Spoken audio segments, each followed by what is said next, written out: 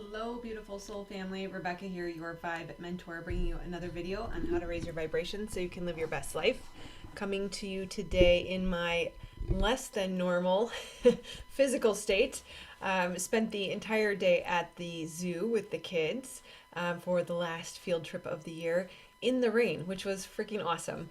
Lots of muddy puddle jumping, and so it's Monday and it's Monday Magic, and I am going to show up for you in whatever form or state I happen to be in, because that is my commitment to you. So, I am valuable and worthy either way, right? Take it or leave it. All right, so let's talk about the energy because it is really interesting. So, we've talked in recent weeks around this feeling of something is coming. We know that there's a shift coming, and I even had the sense today that it feels very similar as it did in late 2019, early 2020 before COVID hit. And so I'm not suggesting that I think something like that is coming, but usually there's a general sense of like something's coming for a longer period of time when it is a big shift. And we've been feeling this for weeks, maybe even months.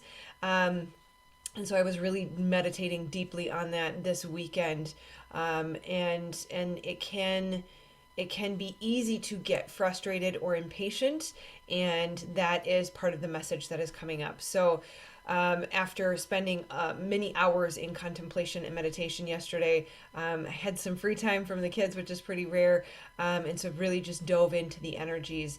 And there is a general theme that definitely is connecting what we've talked about in recent weeks, and offering some explanation around what we can anticipate going forward.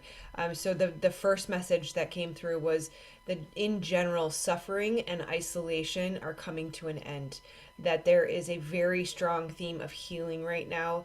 And if you are experiencing any of these challenges, you will know that it is coming to the surface to be addressed, that it is asking for your attention, for your healing, and that there is a lot of assistance available to us, both physically as well as spiritually. And that reminds me, I cannot forego the fact that today is 666. So it is the sixth month of the year, the sixth day of the sixth month, and also a 6 year. So when you add together 222 or 2022, you'll get six. So, shoot. Give me 1 second here. Let me just pause this really quick and I'll come right back for you. All right, sorry about that. Had somebody at the front door. So I was saying today is 666. Some call it the 666 portal. I do notice intensity on consecutive number days, so call it what you will. It's interesting because, of course, having the Christian background that I do and being raised as a pastor's daughter, but also studying metaphysics and numerology and astrology and things of that nature, it's interesting to see how the number is explained in different ways. Of course, in the religious beliefs, it is the number of the devil, that it is for concern, and that evil or punishment may come about when this number is represented. I find that truth resonates with us. That when you hear something that you know to be true at a core cellular level, the body and the soul respond in a way that confirms for you the truth. And when I hear the number 666 and I understand that it is representative of the devil, I also have an understanding that the devil governs material things, and that you can make a deal with the devil to sell your soul essentially for material things, and that the devil can be deemed as evil, and has also been said to just be the angel of light, but he is a fallen angel. And so it's very interesting to try to understand this from the perspective that we are all one, that all is in divine order. It's all part of the plan. So there really is no positive or negative. It's all working for the good. And so when I consider it from that perspective, and of course the numerology definition, it has become a little bit watered down, especially now that angel numbers have become so popular. There's a lot of different opinions around what numbers represent or mean. So I will say that what resonates with me as truth is that the number 666 signifies to me in my life that I need to stop focusing on the material and stop thinking about the physical and start focusing on the spiritual. That this is, at the end of the day, everything is spiritual, everything is energetic, and that's what really matters. It's not about the material. And I believe 666 has also been said to be the number of the human or the physical or the material again, right? And that we are to forego those things, to not, and the term would be to deny those things, and that sounds a little bit farther from what resonates for me, and in denying it, it is rather just turning away from it and not focusing on it, right? And that it is focusing on the spiritual, focusing on our relationship with the divine, focusing on the energetics of abundance, which is so much more than just the material. And so I don't have a general sense of doom around this day. I don't see it as a negative. I see it as a reminder of what's important and where we need to keep our focus and attention. And so take that as you will. I would love to hear what is your perspective of the meaning of 666 and how have you experienced this day. In general, like I said, I was at the zoo with the kids. Yeah, it was raining, but it was fun. They were loving jumping in the muddy puddles, and I certainly didn't mind getting a little messy myself. So kind of back to the themes of the energies, suffering and isolation are on its way out, that we are in a massive wave of healing, and that there's a lot available to us in the way of support, both spiritual and physical. And that's kind of where the tie in there came.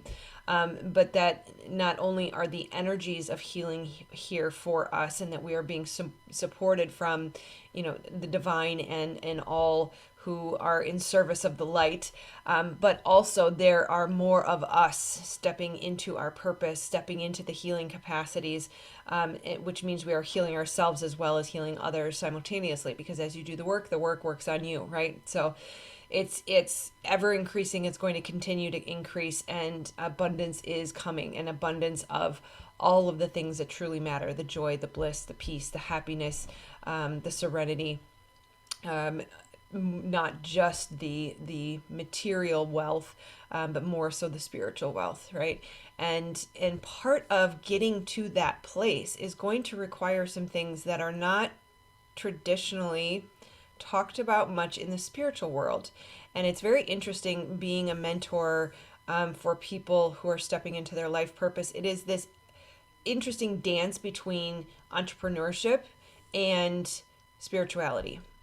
And I like to call it practical spirituality, because this is the world we live in. This is where we chose to land, to be born, to live, and to serve.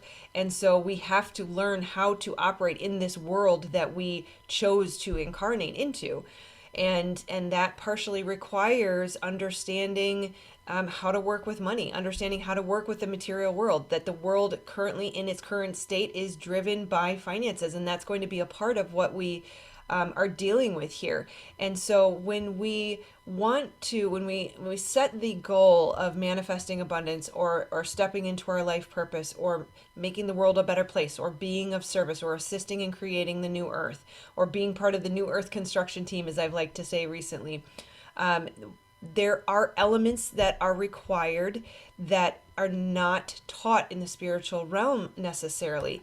That we talk about following your joy and bliss, and acting with integrity sometimes means not doing the things that you don't feel called to do. And yet at the same time, because we are in a world of duality, there also is a level of discipline required.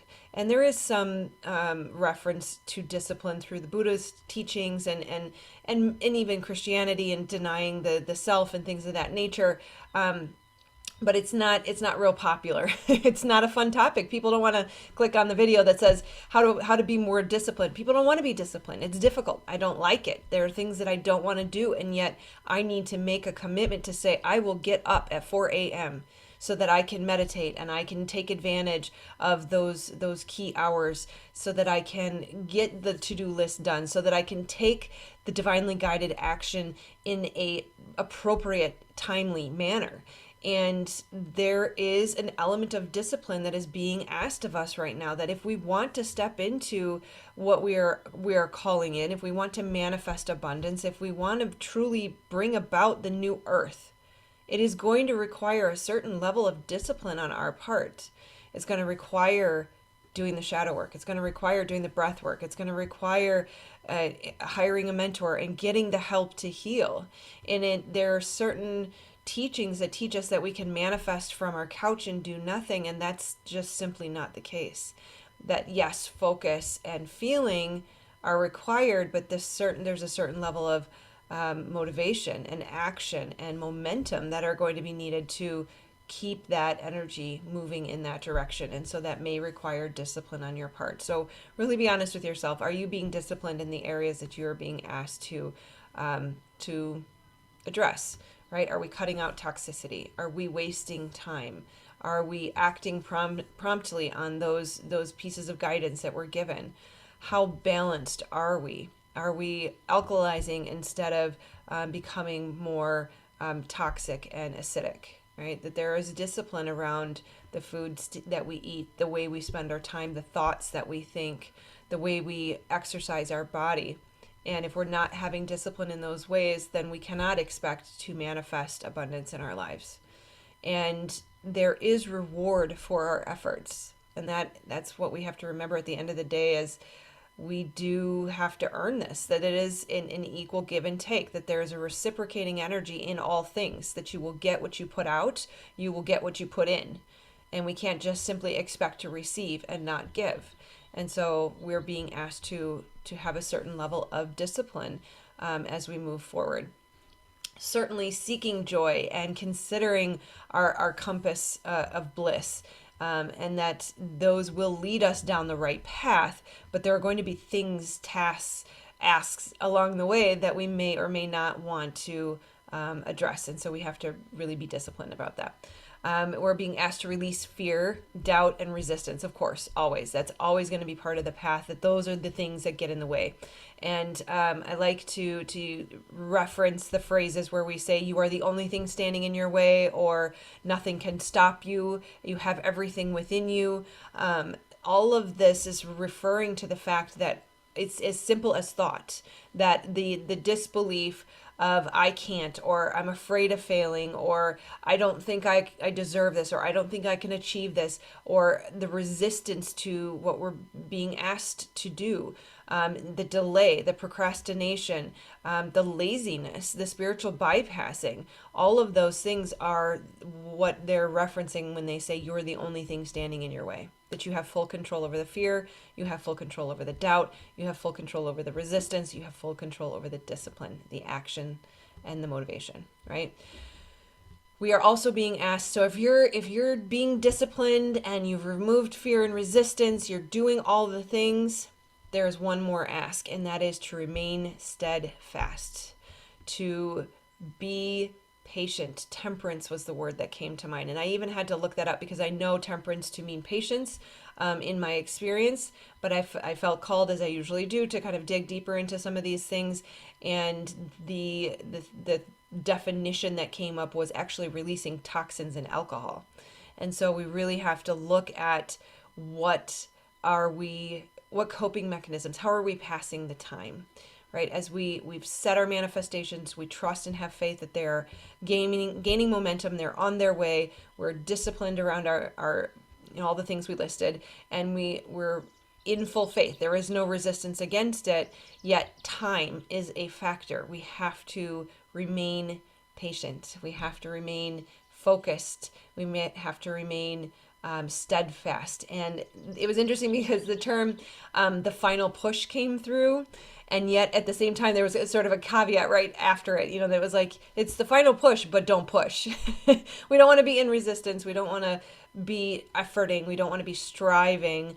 We do want to be disciplined, but we don't want to be pushing. And yet, I think the term, and I've mentioned this often, Spirit likes to use the terms, phrases, and words that we know, things that you've seen in videos or heard in music, will come back to you to help you try to understand what they're trying to deliver to you at that moment.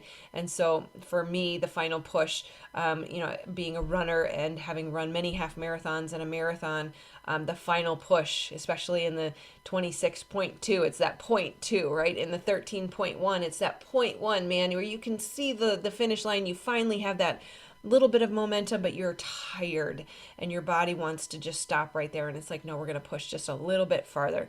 And that's kind of, I think what was trying to be communicated to me was that, and it feels like, and I don't usually predict future energy, but for whatever reason, I'm feeling like the next 6 months are kind of the final push. That there's some retrogrades. It makes sense with Saturn going retrograde. That we're going to review a few more things. I'm not even sure when the next all planet direct phase is. I believe it's 2023. But I think I'm feeling like by spring of 2023, we're really going to see a lot of forward momentum, a lot of progress. But in this last 6 months of the year, that there's still a need for that temperance, for the patience, for the persistence, the moderation, and the focus on our purpose, knowing that the outcome is going to be well worth it, right? And that was the final piece that was offered, was the outcome will be prosperity, abundance, serenity, wealth, well-being, and flourishing. So hang in there, don't give up, keep your eyes on the prize, stay focused, be disciplined. And here's the caveat to all of this. If you want any of your manifestations, if you want any of the abundance, you want any of the healing, you want any of the peace, you want any of the joy, we absolutely must continue to tap in, get the guidance, and take the action. And I forget where I post things these days because I'm managing 4 different social media channels. But so it's worth repeating that the term Marco Polo was offered, that is how we should be playing this game of life right now, is throwing out the Marco and waiting for the Polo, right? That's going to send us in the new direction. And our life purpose is not linear. It will not make sense. Oftentimes, if it doesn't make sense, you can know that, take that as a sign that it's probably the divinely guided action. So don't get hung up. Tony Robbins likes to use the term the tyranny of the how. The how, trying to figure out the how, is going to be part of what stops you. It's going to be a block, right? If it doesn't make sense, if you say, I'd really love to do this thing, but the butt is your problem. Sit your butt down and stop butting. We've got to stop worrying about the how, right? We can't say, I love to make music, but I don't want to be a starving artist. I love to paint, but you can't make a living doing that, right? The butt is your problem. Just do the thing that is calling you and really tap in on a moment-to-moment basis. Marco Polo, Marco Polo, Marco Polo. Guidance, action, guidance, action, guidance, action is got to be more closely aligned than ever before with your guidance, your source creator. Remember, it courses through you. It is not out there, it is in you. And everything that you seek is literally inside of you. It is the breath of life coursing through your veins. It is the God source written on your DNA, literally. You cannot get any closer to the source of guidance that you need. And so go within, bring your focus, bring your attention, bring your awareness into your body. Your body is your greatest asset and is part of helping you decipher your guidance. So that's it. It seems like a lot. I don't usually have 2 full sticky notes for the energy readings, but this is where we're at, and it's exciting, it's fun, it can be very, very playful and enjoyable, as long as if you are disciplined, you remove the resistance, and you're playing Marco Polo, you will be having fun. And if you're not having fun, that actually means you're being asked to let go of some things that are not serving you. So those things that don't feel fun are meant to fall away. And so that's, a perspective that we do not traditionally have, that we can shift into with ease by choice, as long as you choose not to freak out about it. So faith and trust, knowing you're guided, right? All right, with that, I will leave you. Happy Magic Monday. Happy intuitive energy reading. I love you guys. Let me know how you're experiencing the 666 portal. Definitely love to hear from you. I do want to ask if you are a frequent watcher or a dedicated subscriber, please do comment, even if it's just a thumbs up, to help keep the channel going, help the channel grow. To boost the YouTube algorithm, I just need a thumbs up, a like, or a comment. Otherwise, if you want to make sure that you see all of the videos as I release them, click this button here. Otherwise, if you want to hear a little bit more about the teachings that have been flowing through lately, click this button here. All right, I will talk to you guys soon, and have a fantastic rest of your Monday. Take care. Namaste. Love you guys.